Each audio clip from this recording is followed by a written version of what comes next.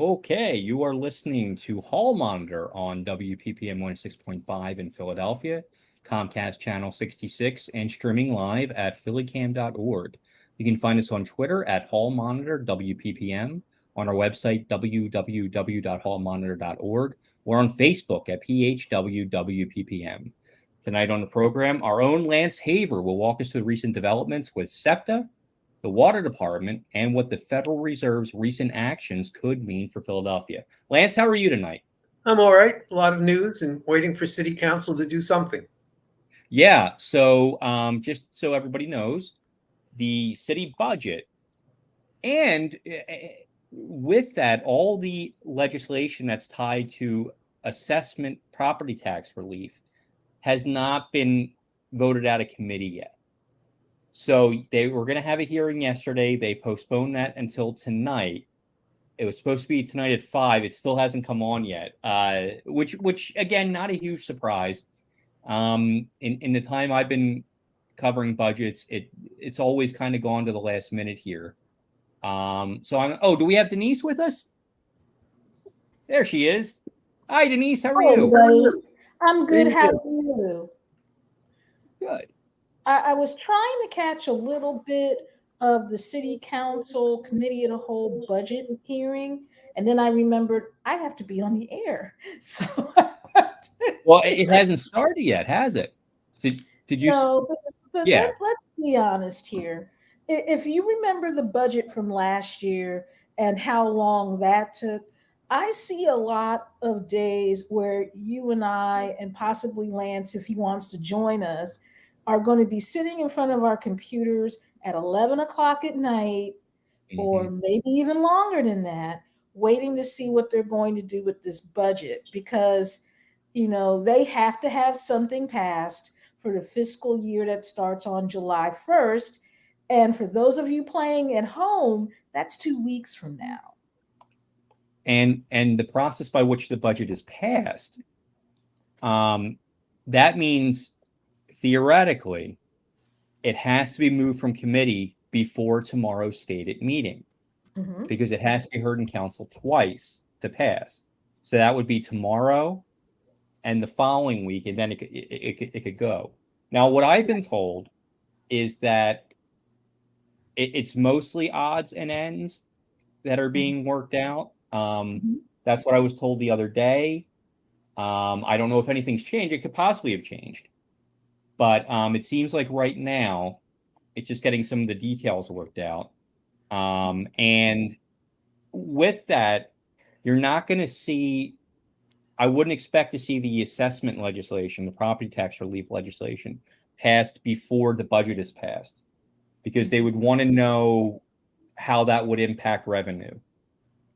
So you're going to see more of that. I think you would see that all in one shot, basically. Also, you won't see the legislation that Councilmember Ginn put up last week about the property tax rates. That I think could very well possibly change by an amendment to the legislation at the same time the budget is passed and the assessment legislation relief packages are passed. So I think there's a lot of moving pieces right now. Once they figure out we have a budget, what do these other pieces of legislation do to it? So I think there's probably just a couple of things they're trying to double check is really what it is. For those who follow, quote unquote, inside baseball, who's in the room discussing the budget now? Is the council president and the mayor? Is Tamar Alexander, the managing director, there? Is the majority leader, Council Member Sherelle Parker, there? Is Council Member Gim there? I don't know about Council Member Gim. It depends on whether or not she's on the budget committee. I know that Derek Green is there and Maria Quinones Sanchez is there, because they're on committees that are directly connected to the budget. I don't know how many other people who have introduced legislation, because you would expect, like, Councilman Johnson introduced legislation that could impact the budget, and Councilwoman Ginn introduced legislation that could impact the budget. But I don't know if they're in, as Hamilton will put it, the room where it happens. It would be nice if they were, but then again, I also believe that it would be nice if the entire council was in the room where it happens. But that would be a sunshine violation. Yes. But what I had heard is that, and I had asked a few people about this last week, and they said that sometimes it depends on what they're discussing. So if it's a certain council member's area of expertise, or if they're on that committee, or it's something that they really want, then they kind of go into the room as well. So it's kind of fluid, is how it was described to me. So, which I guess makes sense. If it's your issue and you want to have a couple minutes to talk about it, you go and you talk about it. Well, So. in thinking about the mayor's race and where the center of the Democratic Party, who they're going to be supporting, it's interesting to see who the council president will bring with him to do the negotiations. Yeah. Yeah. And that also could go towards, who eventually might assume a leadership role in city council too. Mm-hmm. You make a good point, Lance. There are a couple of things that have happened this week that have made me think about 2023 and what it could look like. One is, these budget negotiations, because let's face it, just about everybody who is on city council now is either talking about running for mayor, is saving their pennies to run for mayor, or is already lobbying people to run for mayor. And by extension, whoever doesn't run for mayor is going to be running for control of city council, because I believe, the rumor that's going around that Darrell Clark has had enough of this. I believe that he's probably like, I don't need to run for council again. I'm good. But another thing that happened, and it's not something that anyone's talking about really, and I'm kind of surprised. Republican State Rep Martina White, the head of Philadelphia's GOP, has not only decided that she is resigning her position from the Philadelphia GOP, she's not running again. So, that part I didn't hear. No, she's not running again. She's not running for re-election. So I'm interested in seeing what this means for the 2023 mayoral election. I mean, let's face it, most of the time, whoever the Republican is that's on that ballot for mayor is sacrificial lamb. I mean, we couldn't, when Vincent Thompson and I were doing an election night show on WURD, we were trying to get the last person who ran for mayor as a Republican to come on our show and talk to us, like election night. And this person not only didn't want to talk to us, but you could only get into her election night party if you had been covering her campaign. It was the first invitation only election night party I had ever heard of in my life. So Martina White, she would, at least on paper, be a very formidable candidate against whoever the Democrats put up. The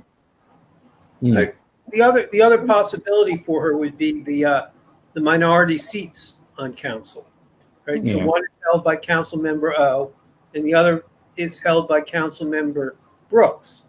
And Council Member Brooks ran as the Working People's Party. Right, working man. So I would think that the Republicans might want to take those two seats, which they have historically held since the 1950s, back. So for the last 70 years, those two seats have really been theirs, and maybe that's more of what she has in line as a stepping stone than the mayor's race. I find it hard to imagine her, even as a Republican, winning, even if she were to get all of the Trump vote.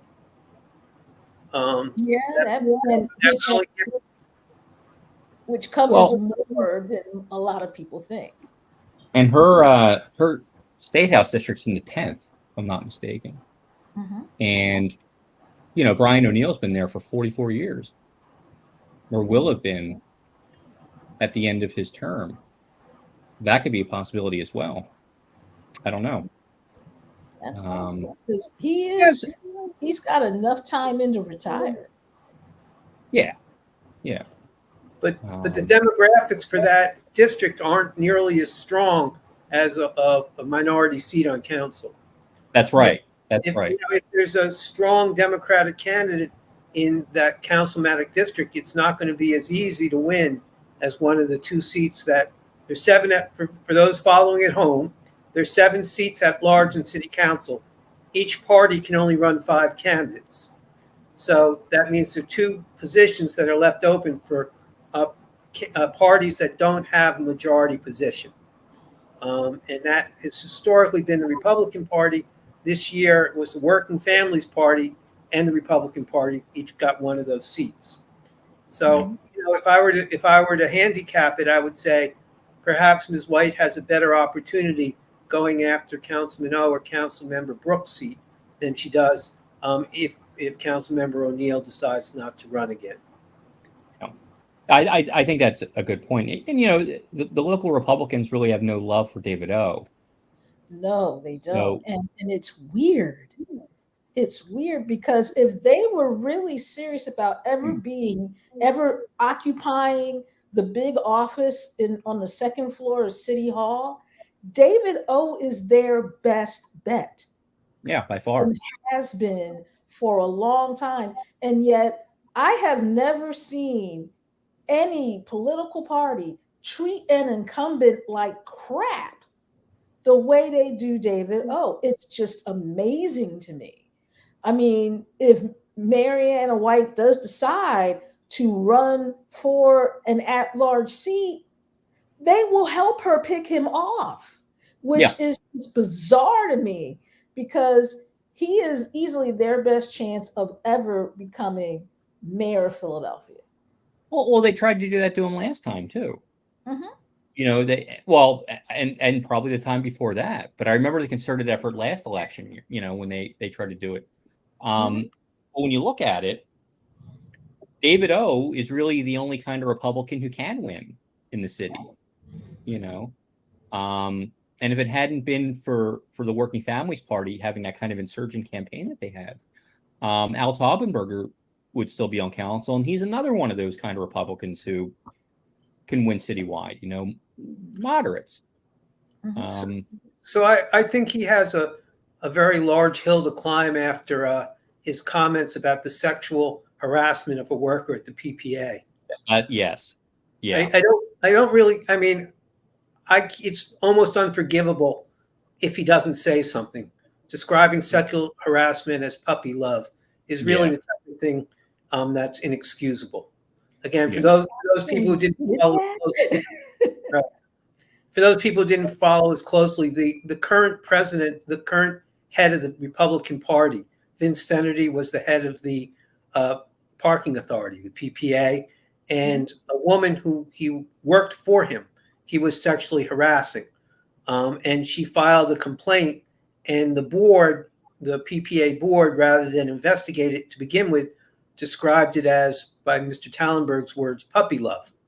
Yeah. And he had some puppy love for her. And that's why he was demanding she come to conferences with him, stay late at night with him, and do all the inexcusable things. And he has never apologized for that. And he has never said, in retrospect, that was a poor choice of words. I mean, not even a non-apology apology, nothing. So I don't know if he's still electable. Maybe enough time goes by that people forget about that, but it's one of those things that's kind of hard to swallow. If he were to have said, Mr. Finnerty didn't keep up with the times, he should have known better. I don't think that's enough, but at least that would have been something within acceptable parameters. Yeah. Yeah. Yikes. Yeah. So also, the Republican Party has its own internal difficulties, just like every other party.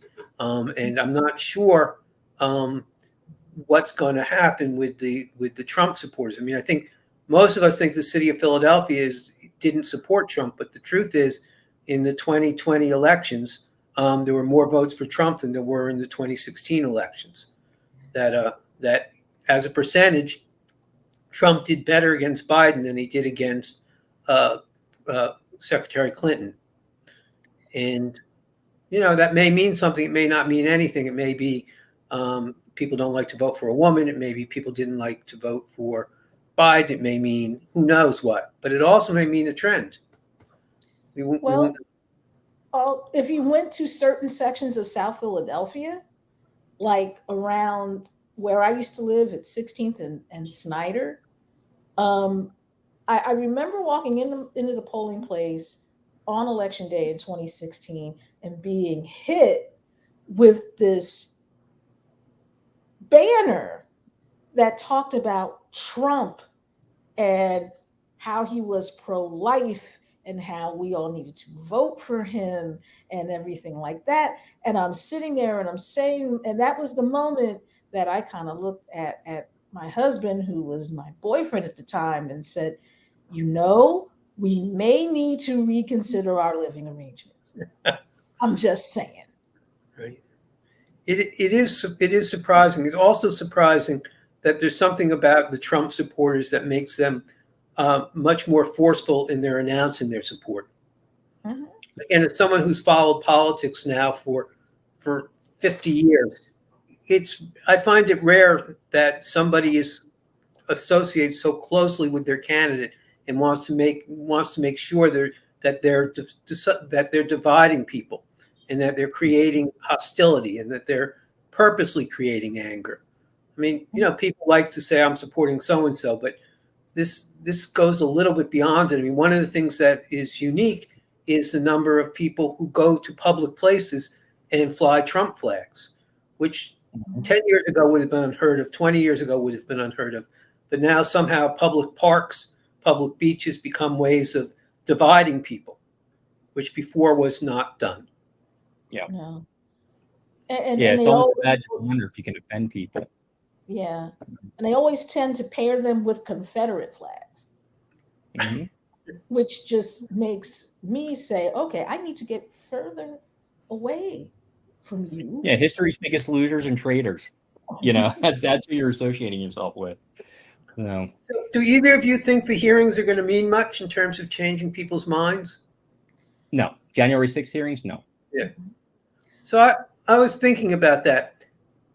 I'm sure it won't affect very many, if any, of the Trump loyalists. And I'm sure it won't affect any of the Trump haters.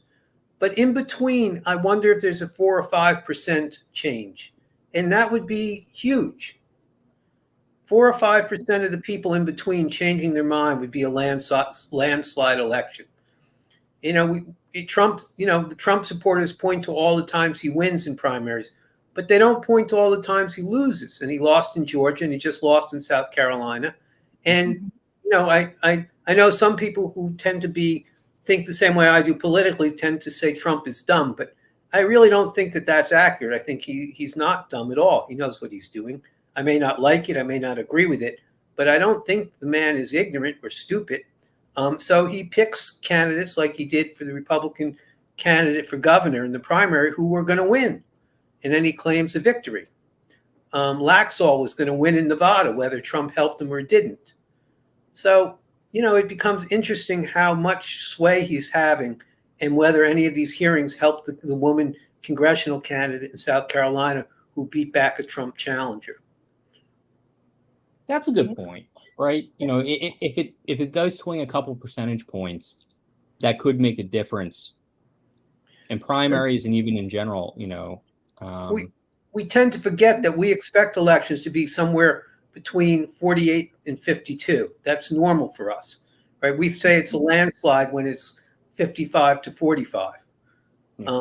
So all we're talking about is switching three percentage points. Yeah. I would like to think that people who actually encouraged folks running up on the Capitol and tearing up things and beating people and killing people. I would like to think that the people who did what happened on January 6th would be treated the same exact way that it would be treated if a Black Lives Matter protest had decided that it was going to cause that kind of damage on the Capitol. I would like to think that someone is actually going to have to put on an orange jumpsuit and go through a perp walk for basically trying to violently overthrow our government. But I know that's not going to happen because you have too many people in Congress who are among those people in America that like to be lied to. Yeah. That like to have their intelligence insulted, that think it's a beautiful thing in service of white supremacy. Yeah. And until that changes, you know, it's nice that they're having these hearings. I'm tired of people trying to put Liz Cheney up as, a presidential nominee when, let's face it, if you look at the rest of her votes, she is her father's child. Yeah. It's appalling. I'm like, this is a woman who voted against the John Lewis Voting Rights Act. Like most broken clocks, she is right twice a day. And this is one of those times. Yeah. But, I'm just like, no. But I would like to think, as you said, Larry, as you said, Lance, that there was a percentage change that could come out of this that could, of voters that might say, something, thank you for breaking the spell, for all of Trump's populism at his base, he's a thug, and I don't want to vote for him or anyone associated with him anymore. But there are entirely too many people who like being lied to. And if I've learned nothing else, the last 2 election cycles is that there are at least 60 or 70 million of them running around saying, please lie to me, take advantage of me, take advantage of me not having a lot of money and take money from me, in the name of campaign donations that are actually going to pay for your wife to have a new designer dress to wear to a party at Mar-a-Lago. They like it. Yeah. And until they stop liking it. Yeah, $250 million. But Denise, to your point too, if the people who would storm the Capitol had been largely African American, I don't think this Republican Party would be saying, "Oh, there's nothing to see here." No. It would be the exact opposite. No, it would be like a visit. and that's the hypocrisy of the entire thing. It's just horrendous. And it's amazing how afraid they are of Trump and Trump supporters, that they always talk about doing the right thing, and here they are, they can't do it because they're afraid they'll lose their seats in Congress. Profiles and courage. Actually, last night, someone who was one of the 10 Republicans that voted for impeachment against Trump in the House did indeed lose his primary to a Trump Republican, for his primary seat. And there have been a couple of people like that who said, I think you shouldn't be able to get away with this. And they ended up losing, in the end. In fact, Liz Cheney has a challenger right now. Yeah, and it's going to be a close call of whether or not she wins re-election or not. Well, unless her father shoots them in the face, which would not be unprecedented. And then they'll have to apologize. Mm-hmm. Yeah. So Lance, what's going on with the water department right now? So today, the water department released their decision, not on 1 water rate increase, but on 2 water rate increases. So I'm going to call up my slideshow if I can. I got it. Thank you. Must have been magic by Allison. Thank you, Allison. So the first thing that I want to draw your attention to, this comes from the water rates are set by the Water and Sewer Rate Board. And what happens is there is something that comes from the water department saying we need to raise rates. And there's a public notice that's published, and then the Water Rate Board hires a hearing examiner and hires someone they call the public advocate, which leads the public to believe they're being represented. I went and asked if the public advocate represents the public, where's the proof of that? Where are the meetings with the public? How does the public help shape the public advocate's opinion? And if the public advocate doesn't meet with the public and doesn't represent the public, that's really ineffective counsel. And for that reason, the case should be dismissed and no rate increase should go into effect. Now, I made this argument in person. I made the argument in writing. And in the last version, what I filed is called an exception.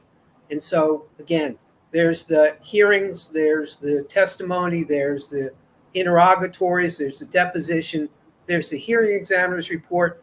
And then after the hearing examiner report, people who are parties are allowed to file exceptions. And you write the exception, and then the Water Rate Board reads through the exceptions and makes a ruling. And I'm going to read it to people so that everyone understands why the water rates have gone up so much in the last 2 years and why they're going to continue to go up. And this was my challenge, was saying the public advocate wasn't representing the public. It was inadequate counsel because they didn't meet with anyone. They didn't represent anyone. They had no steering committee. They had no committee to give them counsel. And the rate board, the Water Rate Board writes, the Sixth Amendment right to effective counsel does not apply to civil cases, much less administrative ones. Of more relevance here, the services provided pursuant to the contract are explicitly non-legal services.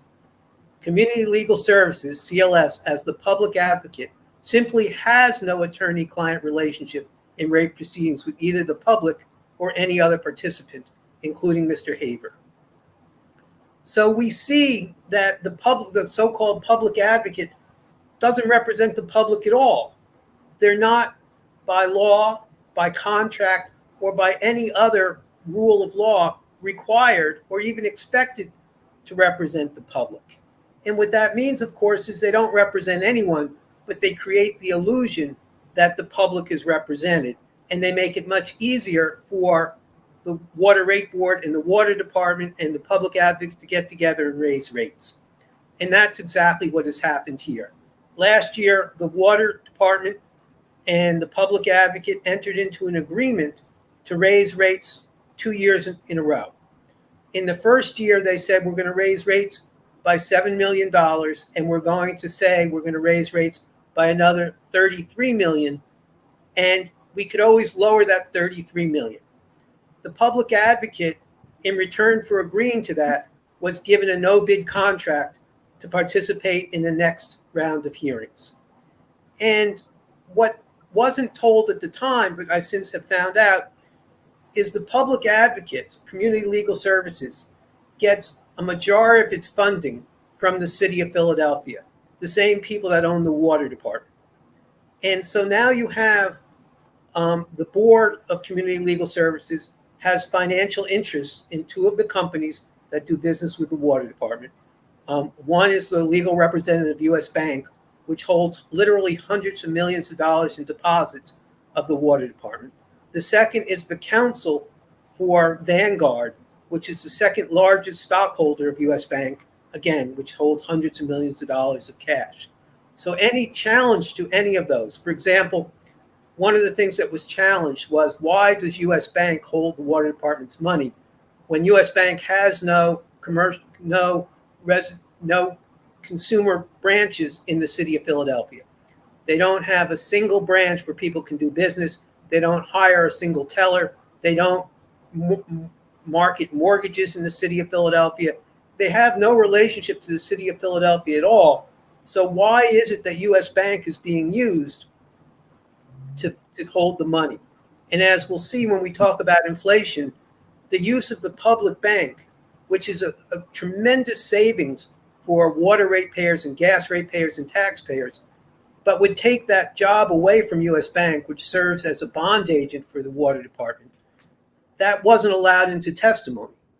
So the so-called public advocate didn't say that we ought to use a bank that hires Philadelphians, that gives mortgages to Philadelphians, that helps small businesses in Philadelphia. And they didn't say if we had a public bank that would do all the financing and that would save ratepayers literally tens of millions of dollars. None of that was allowed.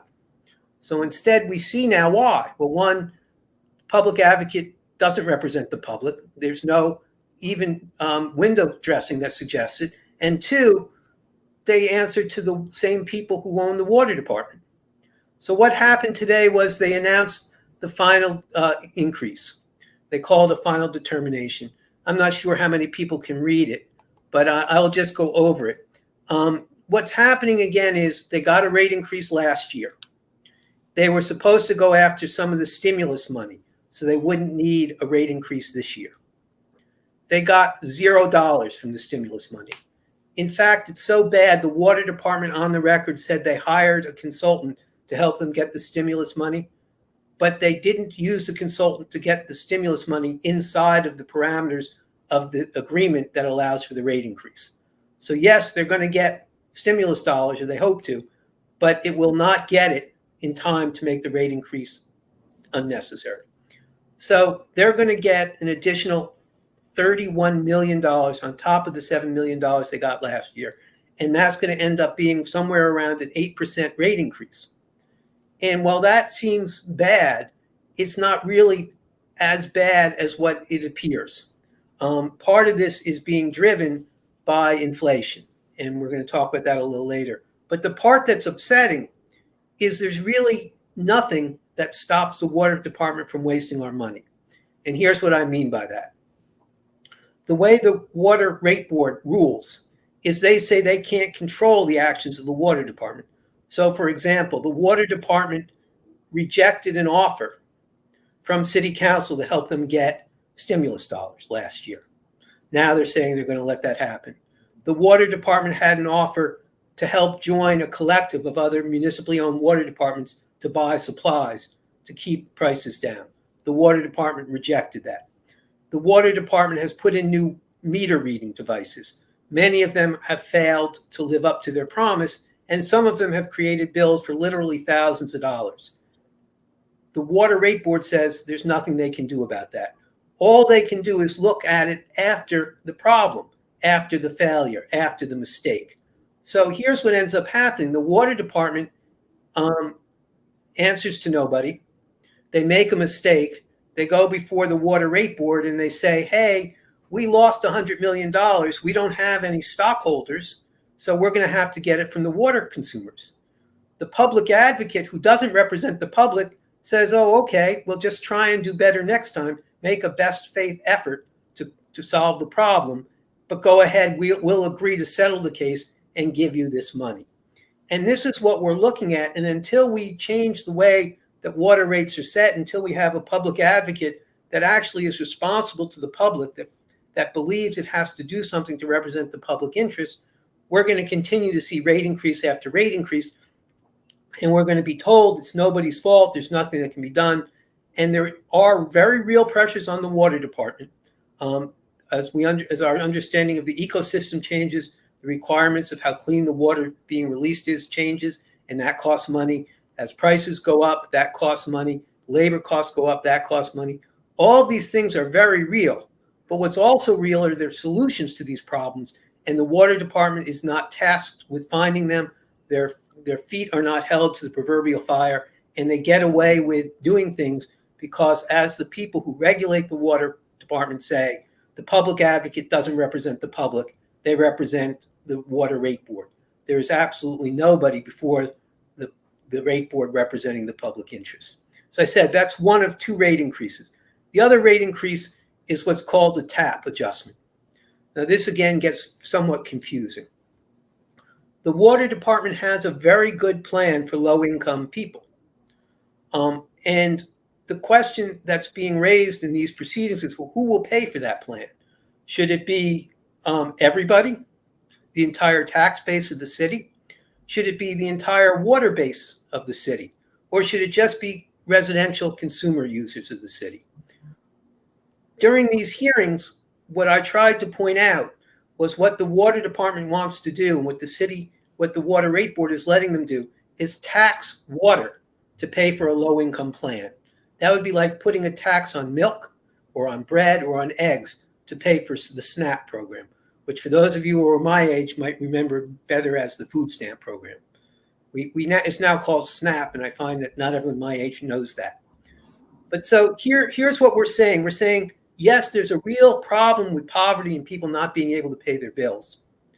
And we need a good program. And that's absolutely true. But how we pay for that program is equally important. And what the water department, with the agreement of the public advocate, has said is they're going to put a surcharge on residential consumer bills to pay for that. And every year they're going to increase that as people fall farther and farther behind on their water bills. And just to add a little more anger to it, there is a federal program that offers not a loan, but a grant of up to $2,500 for water bills and $2,500 for sewer bills. The water department is not required to get any number of people through that program. So many of these costs could be set aside if the water department actually went out and got people to sign up for these programs, and they don't. The water department's major way of doing outreach at this point is through the emails. Now, it's always hard to know how poor people function in our society. And one of the things I try and point out is I know I'm not capable of being able to budget my family checkbook on the income of what a low-income person has. I know I couldn't do it. I would need much more money than $20,000 a year to be able to pay my rent, my mortgage, my utility bills, put food on my table, have clothes, and have personal stuff. So I don't know how poor people do it. As far as I can figure out, they all should be at Harvard Business School teaching how to budget, because they're obviously much better at it than I am. I struggle at twice that income. I don't know how they do it. It's to me, it's a wonderment. But I am pretty sure that many of the people who are struggling economically don't have access to email all of the time. So the water department sending me email saying I should sign up for these programs doesn't seem very helpful to me. What I have found out in working with other poor people's organizations is that texting actually does better than emails. But the water department will not text. They don't come to community groups and say, hey, can you help us out? Can you pass out some flyers and tell people in your neighborhood, here's free money. It's almost like the earned income tax credit. It's free money. We can get that money from the federal government if we figure out how to ask for it. And because the water department isn't required to do it, and because the city doesn't see any value in it, because all they have to do is increase the water bills on middle-class people, they don't make any attempt to do it other than very inexpensive emails to people like me. And I don't think that that's sufficient. And when we look at the number of people on these programs, we see the numbers are incredibly small. And it's almost unthinkable that we're going to allow all of this money to go back to the federal government without us trying to get it. So let me stop there on the report on the water rates. Now, Lance, before we move on, I feel like we've been talking about the public advocate for a while now. And these issues that sort of keep coming up, is it codified anywhere in the city charter, the city code, as to what the advocate is supposed to do? Not that I have found. This is the first time that the Water Rate Board put in writing that the public advocate isn't supposed to support the public and represent the public. So this is really a bright line. For the last 2 years, I've been saying they're not representing the public. They're doing a bad job. They don't do outreach to the public. They don't hold meetings. They don't do any of the things that you would think a lawyer would do to represent their client. In response to my raising this issue before the Water Rate Board, this is the first year they've actually put in writing that Community Legal Services as a public advocate doesn't represent the public in any way. They have a contract with the Water Rate Board, and they use the name public advocate, which gets people into a false sense of security, but they're not the public advocate. They're the advocate for the Water Rate Board, and they don't have, under their contract agreement, they don't represent the public, and they have no responsibility to, and that's perhaps why they don't. Remember, they need these contracts. So Community Legal Services needs these contracts from the city, needs the contracts from the Water Rate Board to pay their bills. And there's been a tremendous change. Again, you look at it, it happens over time, so you don't always see it. But as the federal government and the state government stopped funding legal services for the poor people's lawyers found other places to get funding. And so what they've done is they've dramatically changed their boards. So it used to be that community legal services had a client board and had their clients involved. Now their management team has 2 corporate lawyers from what they call white shoes law firms, and they have 2 lawyers, one who represents Chubb Insurance and one who represents Vanguard. So these are 4 people who are on the board. Now 2 are women, 2 are men. It's not an issue of gender. It's not even an issue of race. It's just an issue of class. You know, the lawyers who work at the big law firms are making literally hundreds of thousands of dollars a year. Their orientation towards, well, what are you going to do about it, is a lot different than someone who's making $25,000 a year. Yeah, your water bill goes up $8 or $9 a month. Well, there may be a tendency, if you're making $200,000 a year, to look at that and go, what do I care? You know, it's too bad. But for other people, it's really hard to figure out. If we pose the question this way, what are you not going to spend money on so you can allocate money for that? You know, I kind of tease, like, for people like me, I can say to my wife, looks like we're going to the Jersey Shore for vacation. Forget about Europe. We're not going to Europe this year. So it's, you know, it may be difficult, may be painful. We may miss going to Europe, but how much of a hardship is that? But if you've already given up your trips for vacation, you've given up your going out money, you've given up your replacing the furniture money, you've given up setting money aside for your kids to go to college, what else can you give up to pay these bills? And that's why I think we ought to put poor people in charge of Harvard's business school, because they figured out how to budget in ways the rest of us haven't.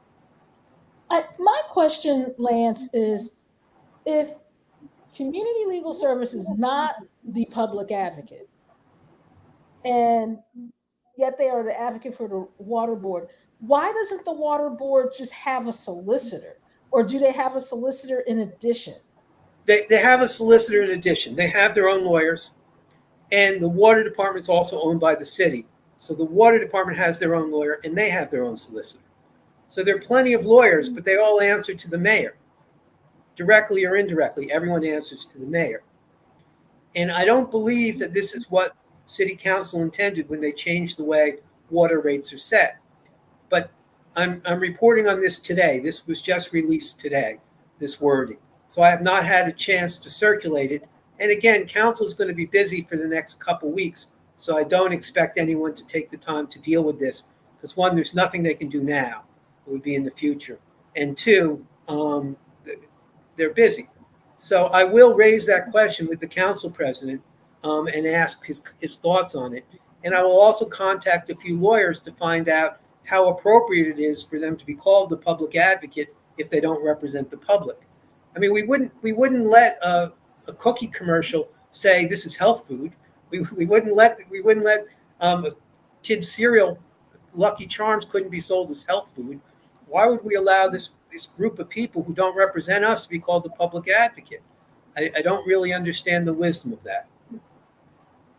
Yes, and the only that's a moron. The only person who's acting as a public advocate in this situation is you. Well, you are the public advocate. Right. I should be clear. I'm representing my own interests. I am a water rate payer, and I cannot by law represent anybody else.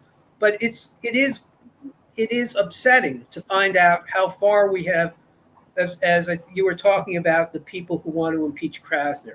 And again, whatever you think of District Attorney Krasner, it's just upsetting that people from some other part of the state who know nothing about our lives are saying they know what's best for us. It's upsetting when you find out the person who you thought you could trust and who I had fought for many years to be hired says, we don't represent you. I don't know where you got that idea from. Just that we call ourselves a public advocate doesn't have any meaning. So I feel naive and foolish. I feel like I should have known better. Well, you couldn't possibly have known that this was what was going to happen. I mean, in a way, these 2 things are kind of the same because they're based on provinciality. They're based on, we know what's better.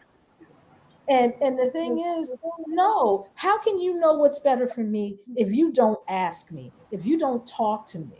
if you're not talking to people in my community. Because, while all of these emails and stuff are being sent to middle class taxpayers to tell them about these programs that the city and the water board should be telling telling poor people about, so they don't end up getting their water cut off in the middle of the summer of all times. While these things are going to the middle class, and that's nice, nothing will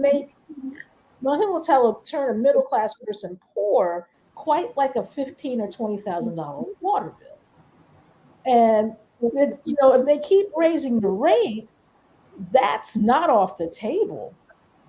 Right. So one of the things that I would hope they would have considered was, let's take some of these 16 to 19-year-old kids who need summer jobs. Let's hire them to go out and sign people up for this program. If I have to pay someone $100 to get someone $5,000, that means I've brought in $4,900. I don't understand why we don't. I mean, we have a desperate need for young people to make good money while they're in between school. Let's hire them. Let's just say, you want to make $100 per successful application? Come, sign up 10 people a week, make $1,000 a week. And the city, the water department would make a fortune on that. But they don't think like this. And there's no one to force them to think like this. So they're not going to do it. And it's just, one of the things we know is a house without water is not habitable. If DHS finds out that there's kids in a house without water, they take the kids away. And it just becomes really a harsh thing to do. I think your point is well taken, Denise. I haven't thought about that enough. But this kind of, they're all this provincial thinking, or whatever the right term is. They all know best. They all know what's best for us without asking us. The disabled community has something they chant: no decisions about us without us. Mm-hmm. And maybe it's something we should all take up. And the thing is, what you were talking about with the kids, that could also solve your gun violence problem. Because as more than one gun violence activist has told me, there is no better anti-gun violence program quite like a job. If you've got a job, especially since a lot of the stuff that's going on, in terms of gun violence is happening in communities where the time-honored practice of street corner pharmacy is being practiced. If it's a choice between making, thousands of dollars dealing drugs and possibly getting arrested, or making $1,000 over the summer, helping people connect to, water bill assistance, most people are going to take the other one because it doesn't involve jail time. But if that opportunity is not being offered to you, that's another way that the city is kind of dropping the ball on solving the gun violence problem. Right. Switching to violence, let me talk a little bit about SEPTA. Oh my God. Well, that remains a significant problem for SEPTA ridership. The numbers of SEPTA ridership are dramatically lower than pre-COVID. And the violence rate has shot up. And again, I'm thinking we could all have our explanations for it. People say COVID's made us all short-tempered, all of these things. But I don't think it really matters why. I think the reality is that riding SEPTA has become more dangerous. And SEPTA's position has been to hire outreach workers. And just recently, they've acknowledged that SEPTA was significantly underpaying their own police force, and has agreed to make it easier for officers to reach the top pay scale for a SEPTA police officer. But what has not happened is they have not increased the number of police coverage, not the number of policemen and women, not the number of people who are serving to keep the system safer. It's great to use social workers, and it's something that should be tried, but I'm not sure who comes up with the decision that that's sufficient and that's enough. I don't see any data from any other public transit system that says the way to deal with crime on the subways is by hiring social workers. So the reason why I mention that now is SEPTA has an annual budget process where they introduce a budget, and then they hold hearings on the budget, and the hearing examiner issues a report. And SEPTA board is scheduled to meet a week from Thursday to pass the annual budget. Traditionally, the hearing examiner's report is released 2 weeks after the close of the hearings, and people have a chance to read through it, and they get their 2 minutes to speak to the board to say whether they think the hearing examiner's report was right or whether it was wrong and how it should be changed. This year, for the first time in my memory, SEPTA has hidden the hearing examiner's report. And the issue for SEPTA is getting a large amount of stimulus dollars. And rather than using that money, what they're doing is they're increasing what they call their rider stabilization funds. They have $300 million in that fund now. Instead of spending the money they're getting from the federal government on making SEPTA safer, easier to use, better to use, SEPTA is taking $100 million of that and putting it in the bank for what they call their rainy day, for what's going to happen when the federal money disappears. Now, that may make sense, but it also may not make sense, because if they could increase their ridership and use that money to help people get back on SEPTA, to use it more often, then they wouldn't need to have more money held for the future shortages, because the riders would be paying it. And that becomes why I think the hearing examiner's report is being hidden. Those issues were raised during the hearing examiner's hearings. How much money is being used for safety, how much money is being used for marketing, how much money is being set aside for the rainy days. And the hearing examiner is supposed to listen to all the evidence, listen to all the testimony, and write a report. And for some reason, SEPTA is not releasing that. Now, I have written to the SEPTA board, which controls SEPTA, and I have written to the board secretary, emailed to the board secretary every week for the last 2 weeks, asking, could they please show me where the hearing examiner's report can be found? And I've yet to get an answer. So I'm afraid that what's going to end up happening is the hearing examiner's report is going to be kept until the day before the SEPTA board meets. And then, of course, there can be no real understanding of what's in it. Instead, what's going to happen is people are going to be able to go to the SEPTA board and just say yes or no. And there's not going to be any way to make a reasonable opinion. Will the public have its say? Is this a public meeting where they release the report and then vote on the budget? So the public was invited to the hearings. It was all virtual. And again, SEPTA traditionally allows the public to show up and speak. There's rarely a problem doing that. Excuse me for a second while I just changed my computer. There's rarely a problem doing that. But this year, again, for the first time I know, and I've been following SEPTA hearings since 1978, so I guess I'm showing my age. This is the first time the hearing examiner's report hasn't been put out at least 3 weeks before the board meets. So, there could be 50 to 75 pages. 25 of those pages will just be tables and other things that don't require a lot of analysis. But it's one thing to show up and say, to be a Groucho Marxist, right? Whatever it is, I'm against it. It's another thing to read through it and be able to think about it and to be able to comment on it. And what SEPTA is doing is putting itself in a position so that no one will actually know what's in the report. Now, in this case, the Fifth Square people are very active.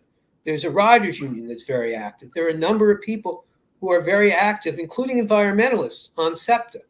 And SEPTA has some real challenges for what its future holds. If we don't go back to work downtown, if people from the suburbs don't ride the regional rail lines, if we don't do all the things that are necessary for us to support public transit, SEPTA is going to have some very significant problems.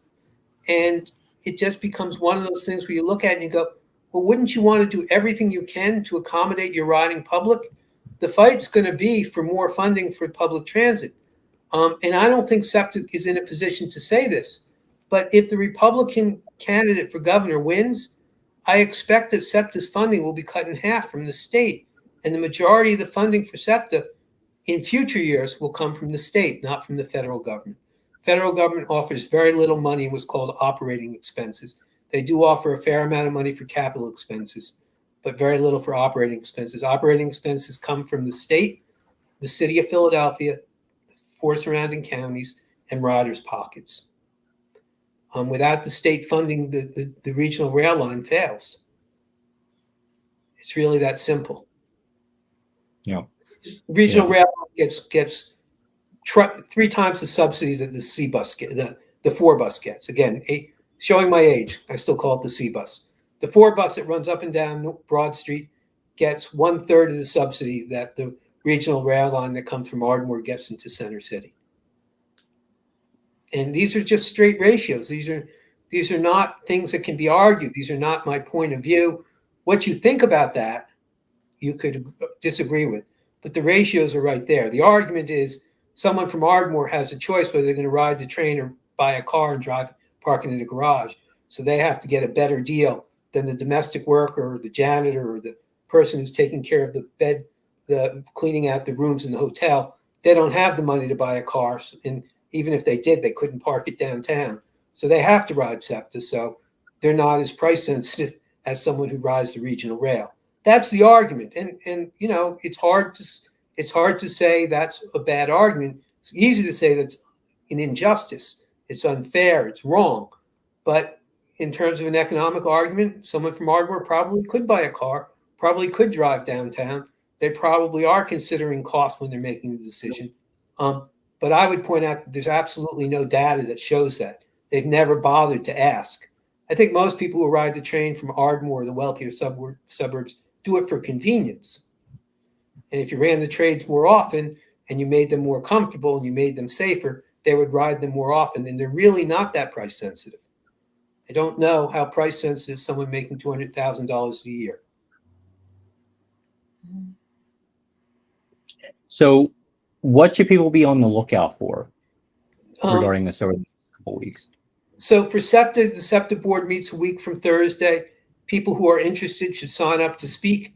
I would hope everyone who agrees with me that we ought to hear what this hearing examiner says would write to the secretary of the SEPTA board. Just an email. You can look online at septa.org, look under the board, send them an email, say, where can I find the hearing examiner's report?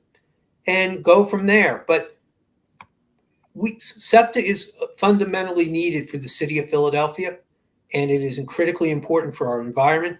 And even if you drive, you have to support SEPTA unless you want to be stuck in traffic.